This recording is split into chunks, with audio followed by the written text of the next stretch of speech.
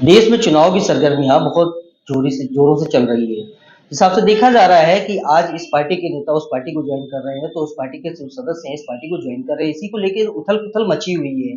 हालांकि हमारी मौजूदगी आज बाराबंकी के जहीराबाद में है। हालांकि इनके नाम के किसी मोहताज नहीं है। पूर्व सांसद मंत्री रहे स्वर्गीय कमला प्रसाद रावत जी की पुत्रवधू लवली रावत जी से हम बात करते हैं, जिन्होंने सपा की साइकिल को बाराबंकी जिले के सभी विधानसभा में इतनी गतिमान कर दिया है, उसकी स्पीड इतनी बढ़ा दी है।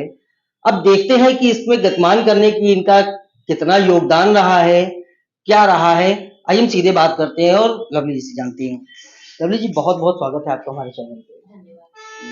ये बताइए कि आपने सपा की साइकिल जो है उसको इतनी स्पीड में दौड़ा दिया है, तो क्या लगता है कैसे? देखिए, ये सच्चाई है कि पिछले 1 वर्ष से मैं बहुत ही सक्रिय रूप से गली-गली, गांव-गांव हर जिले की सभी विधानसभाओं में जा चुकी हूँ। वहाँ पर समाजवादी पार्टी के हाथों उनको मजबूत करने की अपील भी करती हूँ और मुझे पूर्णतः ये उम्मीद है कि हमारे राष्ट्रीय अध्यक्ष जी तक भी ये खबर है, उन्हीं का इशारा प्राप्त हुआ है, तो मैं लोगों के बीच आ जाती हूँ। अच्छा, एक सवाल ये है आपका कि राजनीति में आपका कैसे आना हुआ, कैसे शुरुआत हुई राजनीति की आपकी?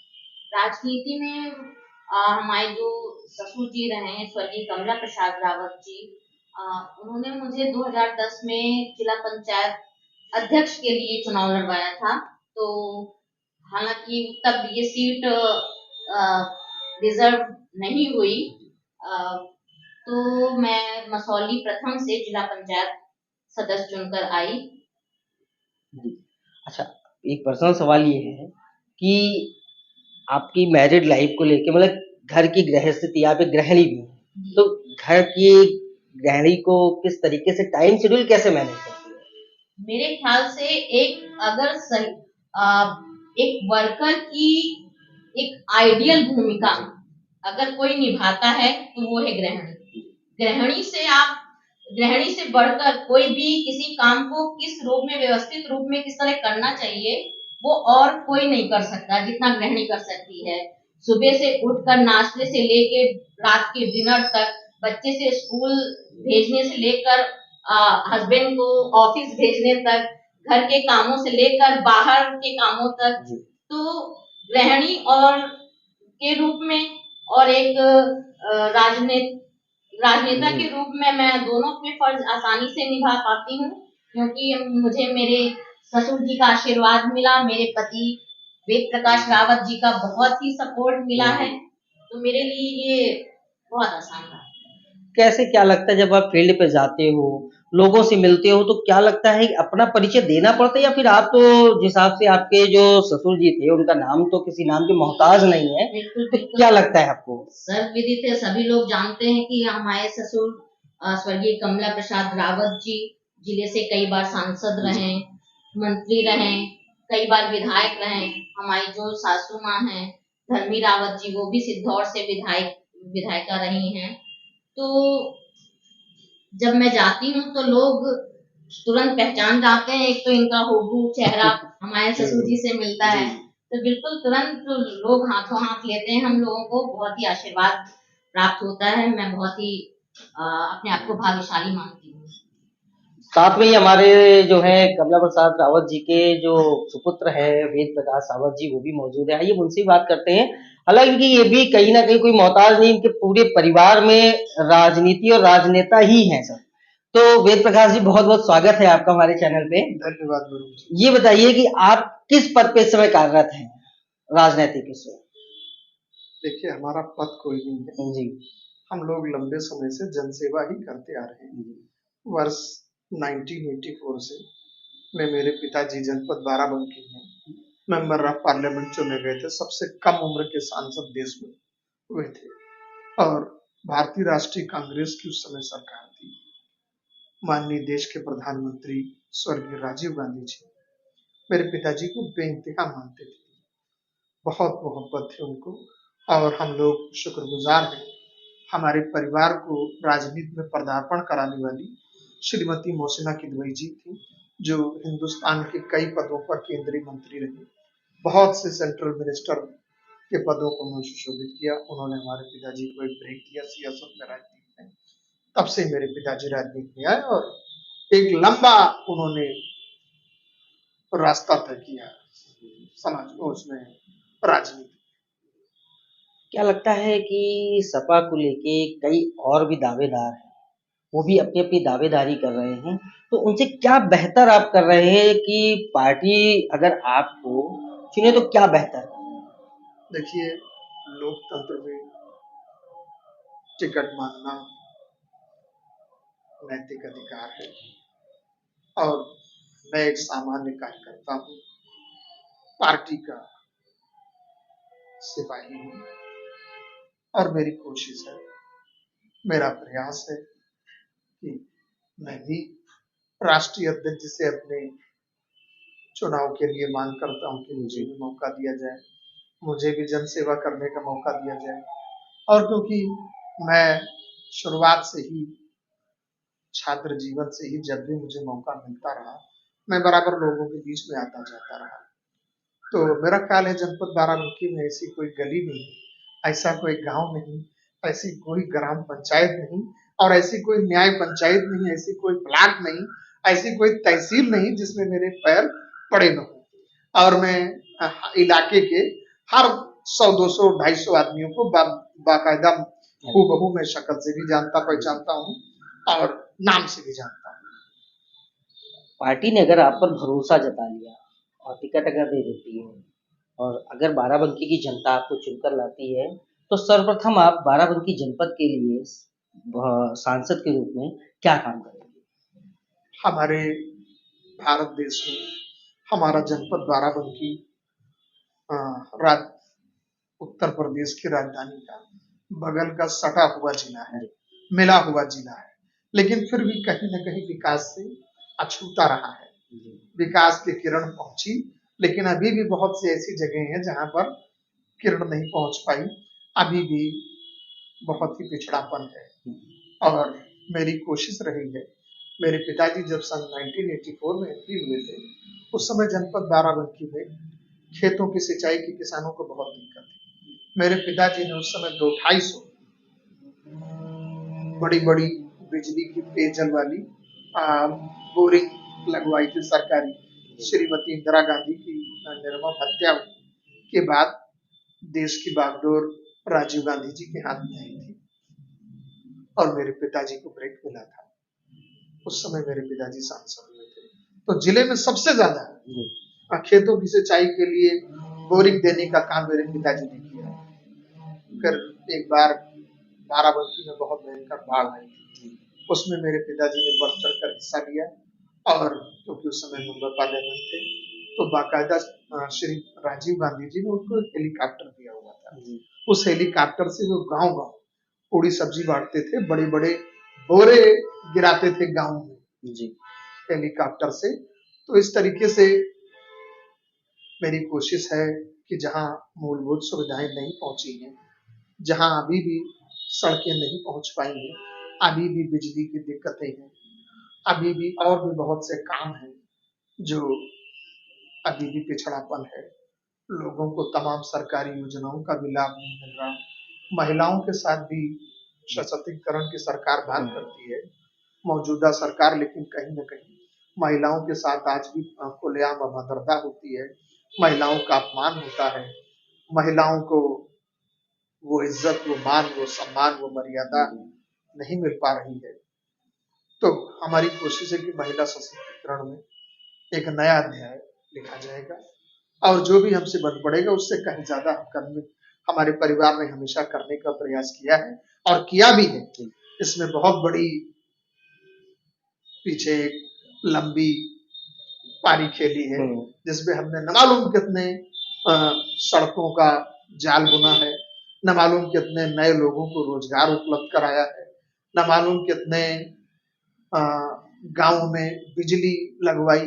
बहुत कई गांवों में बिजली आती थी लेकिन ट्रांसफार्मर काम नहीं करते थे, तो बहुत कम वोल्टेज आता था, तो अक्सर सिर्फ डिबिया की तरह जलते थे गांव के बल्ब। अब तो एलईडी है, उस जी। समय बल्ब इतना धीरे जलता था हम्म। कि लोग अपने घरों में एक सरिया गाड़ के और तब उससे अर्थिंग देते थे, जिससे तब रोशनी ठीक से हो। जी। तो उस दौर में मेरे पिताजी ने ट्रांसफार्मर को बदलवाने का काम किया और बहुत से लोगों को अ, जैसे बहुत सी बातें हैं, ये मैं अंधकार क्या से प्रकाश की ओर लाए। हाँ, जी। तो मैंने बहुत से काम किए जैसे कि हैं। कई बार आपने बातों में जिक्र किया है कि पिताजी राजीव गांधी कांग्रेस से काफी ज्यादा प्रेरित थे, तो आपने ऐसा क्या रहा कि आपने सपा को क्यों चुना? ये वक्त का तकाजा है कि लंबे समय से जी। मैं जब जानने वाला हुआ, तो मैं जब पैदा हुआ तो मेरे पिताजी देश की संसद में जी। संसद सदस्य थे। जी। तो हम लोग का जन्म ही कांग्रेस में हुआ, जी। एक अलग बात है। हम्म। फिर धीरे धीरे वक्त के साथ बदलाव होता गया। राजीव गांधी की मद्रास के पेरुम्बेदुर नामक स्थान पे निर्मम हत्या हो गई। जी। कांग्रेस पार्टी के लिए मेरे पिताजी पूरे जिले में अकेले संघर्ष करते रहे। कोई ऐसी दीवार नहीं बची, कोई ऐसा वृक्ष नहीं बचा जिस पे उन्होंने न लिखाया हो कि सोनिया लाओ देश बचाओ। जी। लेकिन उस समय देश के प्रधानमंत्री पीवी नरसिम्हा राव थे और सोनिया गांधी जी को पार्टी की कमान संभालने के लिए पूरे देश ने हो हल्ला मचाया, उनसे विनती की, मिन्नतें की, लेकिन सोनिया जी ने राष्ट्रीय अध्यक्ष का पद स्वीकार नहीं किया और इत्तेफाक से कांग्रेस कई खंडों में टूट गई। तृणमूल कांग्रेस बनी, तमिल मनीला कांग्रेस बनी, भारतीय राष्ट्रीय कांग्रेस बनी, इंदिरा कांग्रेस बनी, अर्जुन तिवारी कांग्रेस बनी, बहुत सी कांग्रेस बनी। शरद पवार जी की एक भी जी। कांग्रेस है। तो कांग्रेस बहुत खंडों में टूटी। हम्म। तो मेरे पिताजी इंदिरा उनके हिस्से में आया, इंदिरा कांग्रेस की बनी, जिसके अर्जुन सिंह मानव संसाधन विकास मंत्री पूर्व जी। और उत्तर प्रदेश के पूर्व मुख्यमंत्री माननीय नारायण दत्त तिवारी जी की और श्रीमती मौजिना किदवई जी की कांग्रेस आई। तो उसमें उन्होंने कांग्रेस के जिला अध्यक्ष के पद को लेकर और फिर उसके बाद बराबर लगातार कांग्रेस में संघर्ष किया। लेकिन इत्तेफाक था कि धीरे धीरे वक्त का बदलाव हुआ जी। और मेरे पिताजी बहुजन समाज पार्टी में आए। तो बहुजन समाज पार्टी में आए तो बहन कुमारी मायावती जी ने उन्हें उत्तर प्रदेश सरकार में मंत्री भी बनाया और कई कई बार बाराबंकी की विधानसभा सिद्धौर जो आज अब जैदपुर है, जी। कभी सिद्धौर हुआ करती थी। तो सिद्धौर विधानसभा से कई कई बार, चार चार बार, तीन तीन चार बार लगातार विधायक रहे। मेरी माता जी भी उसी सीट से विधायक रही और मेरे पिताजी कई बार जिला बाराबंकी, जनपद बाराबंकी में लोकसभा से सांसद रहे। फिर उसके बाद वक्त फिर बदला और हम लोग समाजवादी पार्टी। जी। क्या लगता है कि सपा को गठबंधन के साथ चुनाव लड़ना चाहिए या फिर अलग अलग चुनाव लड़ना चाहिए? ये देश की मांग है, ये ना मेरी मांग है जी। ना। नहीं, यहाँ पर अगर आपकी व्यक्तिगत राय होगी तो क्या रहेगा, क्या मानते हैं? इतना चुनावी सफर आपका, मतलब राजनीतिक सफर इतना लंबा रहा है, अनुभवी व्यक्ति हैं आप, तो आपके अनुभव से क्या लगता है क्या सही रहेगा? सही मायनों में आप देश को जरूरत है गठबंधन की। बहुत लड़ लिए अलग अलग, कोई एक लकड़ी का गट्ठर होता है, उसमें से एक एक लकड़ी निकालते जाओ, आराम से टूटती चली जाएगी। लेकिन कई लकड़ियां अगर साथ में होगी तो उसे तोड़ने वाला छोड़ दिए, मोड़ने वाला भी नहीं मिलेगा जो उसको मोड़ सके। तो मजबूती का मतलब ही कुछ और है और वो गठबंधन में ही निहित है और उसी में सुरक्षित है। लेकिन देखा जा रहा तो इंडिया अलायंस इस तरीके से बात कर रही थी कि हम अलायंस बनाएंगे, अलायंस बनाने के बाद अब बात ये हो रही है कि आपकी सबसे पहले तो बंगाल में आपका वहां से वो टूट गया, ममता बनर्जी ने मना कर दिया कि नहीं अब हम चुनाव अलायंस में नहीं लड़ेंगे, हम चुनाव अकेले सिंगल लड़ेंगे। तो फिर दूसरा दौर देखा जाए तो आपका बिहार से आगे नीतीश कुमार वाला, तो इसको क्या मानते हैं कि कितना मजबूती की ओर जा रहे हैं? देखिए, राष्ट्रीय धुरी का ये परिवर्तन है जी। और परिवर्तन संसार का नियम है। समय की सुई, समय का चक्र, जो सुई 12 पर होती वो घूम के 6 पर भी आती है, 9 पर भी जाती है, फिर 12 पर जाती है। तो ये वक्त का तकाजा है, ये चलता ही रहेगा। लेकिन जो देश के हित में हो, जो प्रदेश के हित में हो, जो जनपद वासियों के हित में हो, लोक हित में हो, वही हमारे माननीय राष्ट्रीय अध्यक्ष अखिलेश यादव जी की मंशा है और उसी मंशा के अनुरूप राष्ट्रीय अध्यक्ष अखिलेश जी आज गठबंधन में सबसे बड़ा अगर कोई चेहरा है और सबसे बड़ी कोई अगर वकालत करने वाला आदमी है और सड़क से लेकर सदन तक संघर्ष करने वाला आदमी है, आम जनता के बीच में रात दिन मिलने वाला आदमी, आसानी से सर्वसुलभ है अगर कोई, और आम आदमी की बात अगर सदन में अच्छे से कोई रखने वाला शख्स है तो वो समाजवादी पार्टी के पूर्व मुख्यमंत्री आदरणीय माननीय अखिलेश यादव जी ही हैं, और इसके अलावा कोई दूसरा है। सपोज अगर आपको पार्टी ने विश्वास नहीं जताया तो क्या आप पार्टी के समर्थन पे रहेंगे या फिर विरोध में आ जाएंगे? मैंने पहले ही कहा है कि हम समाजवादी पार्टी के ही सिपाही हैं जी। और हमारा कमांडर, हमारा नेता हमारे आदरणीय अखिलेश यादव जी हैं। जो उनकी हुक्म होगा हम लोग वही मानते आए हैं और वही मानेंगे। मैं बराबर पूरी निष्ठा और ईमानदारी के साथ उनके आदेशों का पालन लंबे समय से करता रहा हूं और आगे भी करता रहूंगा। आखिरी सवाल आपसे कि बाराबंकी के जनता के लिए या फिर बाराबंकी वासियों से क्या अपील करना चाहेंगे आप हमारे चैनल के माध्यम से? मैं आपके चैनल से जनपद वासियों से अपील करना चाहता हूँ कि बहुत हो चुका मुखालिफों का नाटक। अब बाराबंकी का आवाम ये समझता है कि कौन उसका अपना है और कौन पराया। कुछ ऐसे चंद लोग जो जनपद बाराबंकी की धरती पर आए और इसको बरसीम समझ लिया, हरी हरी बरसीम, और चरने लगे और चर के चले जाए, दोबारा नहीं दिखाई दिए और न दिखाई देंगे, क्योंकि उनको इससे कोई लेना देना नहीं, वो तो अपना उल्लू सीधा करने आए थे। लेकिन हम आप जन्मजात इसी जनपद बाराबंकी की धरती के हैं, यही थे हैं और यही रहेंगे। मेरे परिवार ने जनता की सेवा की है, मेरे पिताजी ने जनता की सेवा की है, मेरी माताजी ने जनता की सेवा की है, मेरी धर्म पत्नी ने 2-2 बार जिला पंचायत रहकर अपने क्षेत्र की जन समस्याओं को बड़ी तादाद में सामने रखकर और उनकी समस्याओं का निराकरण कराने का काम किया है और कराया भी है। आज भी जिला पंचायत में सबसे ज्यादा अगर कोई अपनी बात को रखता है तो हम लोग बराबर, हमारी धर्मपत्नी लड़ाई लड़ती है अपने क्षेत्र की समस्याओं को लेकर। तो हम लोग हर तरीके से यहाँ के थे, यहाँ के हैं और हमारा बसता है बाराबंकी के, हम लोग के दिल में बसता है और हम लोग बराबर क्षेत्र की उससे रूबरू होते रहे हैं, बराबर क्षेत्र के लोगों में आना जाना रहा है। अगर किसी ने कोई शादी ब्याह, मुड़ना छेदना, लगन तिलक, भागवत, धनुष यज्ञ, दुर्गा जागरण कहीं पे बुलाया तो बराबर हम, हमारा परिवार हमेशा निरंतर सबके जनता के बीच में रहा है। और हमारे घर अगर कोई आया तो बराबर उसको जितनी इज्जत जितना सम्मान दे पाए दिया। काम कराना तो काम तो उसका होगा ही, उसकी समस्याओं का निराकरण तो होगा ही। इसके अलावा अगर कोई आया तो आज तक हमारे घर से भूखा नहीं गया, उसको चाय नाश्ता पानी खाना, और चलते वक्त अगर उसको किराए की जरूरत है तो वो भी दिया। तो सुना आपने हमारे साथ लवली रावत जी की, जिन्होंने बताया कि गृहिणी एक जितना काम करती है उतना कोई और नहीं करता है। जिस तरीके से घर भी मैनेज करना और राजनीति की तरीके से करियर भी मैनेज करना, और उसी तरीके से बताया कि उनके जो पति हैं वेद प्रकाश रावत जी, उनका बहुत ज़्यादा साथ उनके साथ रहता है। और वेद प्रकाश जी से भी हमने जब बात की तो उन्होंने बताया कि इनके पिताजी जो थे वो बाराबंकी को अंधकार से प्रकाश की ओर लाए, और हालांकि उसी के नक्शे कदम पे आज वेद प्रकाश जी भी चल रहे हैं। और देखना ये है कि पार्टी कितना भरोसा इन पर जताती है। बाराबंकी से मैं वरुण सिंह, वंदे भारत समाचार।